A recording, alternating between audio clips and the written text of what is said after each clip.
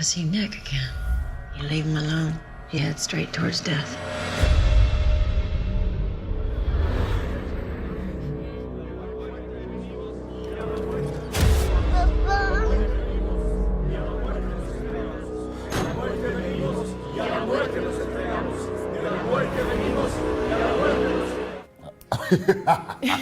That's a good question. Yeah, That's a good question. yeah. I think we thought it was a good idea Yeah. going on the water. You know, you think that, like, okay, cool, we're going to leave LA, we're going to get on this boat, and we have some locations to get to.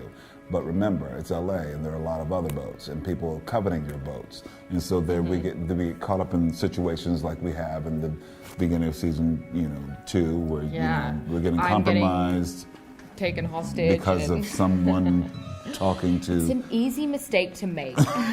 Jack, because he had this nice dulcet tones. He had a great ponytail. He had a great right? voice and a great ponytail, didn't he? He had a man, like a little man bun. No, man bun. Man bun? Man bun. Yeah, so because we're on the boat, we got compromised by guys So with in man short, I buns. think we thought it was a great idea, but maybe not so much. Maybe it's time to get off. But I the mean, it water. was cool being on the boat. That's new for this universe in general. Like, we haven't seen that in The Walking Dead. It was new for us, and it definitely gave people a different perspective. Yeah. Yeah. I'm very comfortable with my role. I like the idea that people may think that, I don't know if any person who, if the audience think he's a bad guy, if a person actually thinks he's a bad guy. I think that Victor Strand is a complicated guy. He's an enigma wrapped in a conundrum, wrapped in cash. Ooh. Exactly. Wrapped in Ralph Lauren. Wrapped in Ralph Lauren. So that's good. But I think that I'm very comfortable with playing a character like him. He's someone who's very surprising. I love his sense of humor, and I think that he actually has. He's more there's so much more than meets the eye. And I think the He's moment protecting you, himself, the really, moment you get a sense of that, and I think that sometimes Victor, he's in control of what he'll let you see, and when he'll let you see it. But he's been challenged lately when things are just revealed. And then so he has no control over it. So that is something, and it's complicated, and something he's going to have to continue to examine and deal with as we move on in the series. Well, the funny thing is, I still think that I personally, it's my own personal secret that Victor Strand's sexuality, I don't know if you would even call it fluid, but I think it's about opportunity. And so I think that I think it's easy to say that a character is gay and then just say, okay, that's who he is.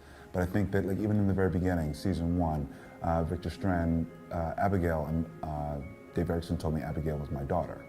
And then that changed in the writing room. They decided, okay, Abigail is going to be your partner.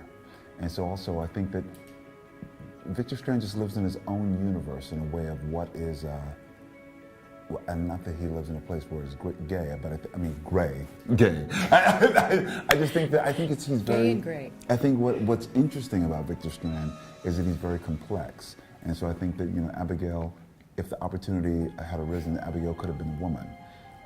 You know what I mean? Abigail could have been whatever served him in the moment. And so I think that that's interesting. He's definitely an and also, opportunist. He's an opportunist, but I also think because sexuality is so, I don't know, it's a bit more complex. So that's what I think what we're trying to build with that character as well, which is even more interesting. So he's not just representing, oh, he's gay and that's what you think he is. In this moment, you saw him in a same-sex relationship, but he could evolve and do many things, and that's what's interesting to me. Yeah, I think that's a really great observation. Alicia's journey has actually been, quite a significant one. You're right, at the start of season 1, she's younger and she has kind of built up a protected faux strength, I think, around her. And that by the start of season 2, she's sort of coming into her own, but she's still very much trying to do right by everyone else and then actually just sort of making mistakes in the end. But the second half of this season is a really amazing moment for her. Just her actually coming into herself and finding her inner strength and seeing what she actually needs to be for everyone. And wanting to be treated like an adult now. I think she's pushed that before too, that she's not a child, but now she actually is having to prove it. And and make everyone else see it too. Well, what you're going to see in season 2B are characters still, once again, struggling with having to make choices that they would have never made before.